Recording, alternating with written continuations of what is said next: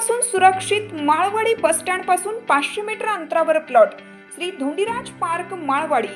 फक्त 2 लाख रुपये down payment द्या आणि प्लॉटचे मालक व्हा। प्लॉट खरेदीसाठी कर्ज उपलब्ध। सर्वात स्वस्त प्लॉट घेण्याची हीच योग्य संधी। Premium residential plot Shri Dhondiraj park, Patil dairy नजीक, वसगडे रोड, माळवाडी, भिलवडी। संपर्क 72 70 95 95 95 आणि 91 300 355 11।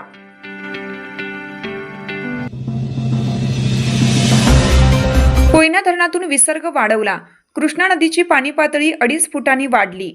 पलूस तालुक्यात शनिवारी दिवसभर पावसाने विश्रांती घेतली।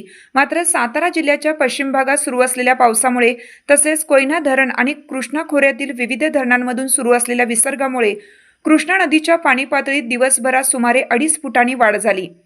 कोयना धरण परिसरात सकाळी 8 ते सायंकाळी 5 या कालावधीत कोयना येथे 16 मिलीमीटर, नवजा येथे 27 मिलीमीटर आणि महाबळेश्वर येथे 19 मिलीमीटर पावसाची नोंद झाली।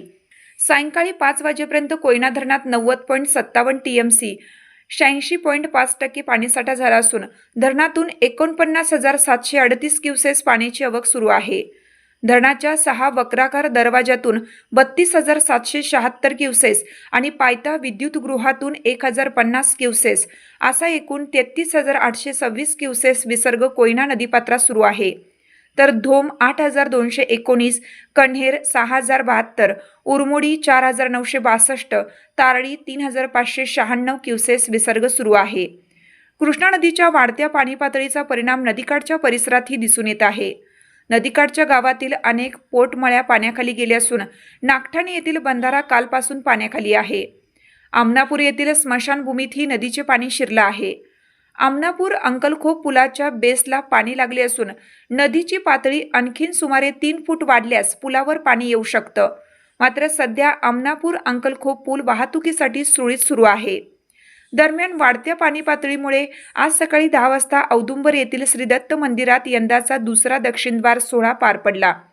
पहाटे कृष्णामाईचे पाणी श्री दत्त मंदिराच्या गाभाऱ्यात शिरल्यानंतर श्रींच्या विमल पादुका सुरक्षितपणे वरच्या देव्हाऱ्यात हलवण्यात आल्या।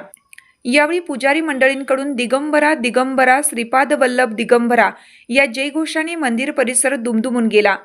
कोयना सिंचन विभागाने पावसाच्या प्रमाणानुसार धरणातून विसर्गात बदल होऊ शकतो असे सांगितले असून नदीकाठच्या नागरिकांनी नदीपात्रात जाणे टाळावे। तसेच ग्रामप्रशासन आणि संबंधित यंत्रणांनी आवश्यक खबरदारी घ्यावी असे आवाहन केले आहे।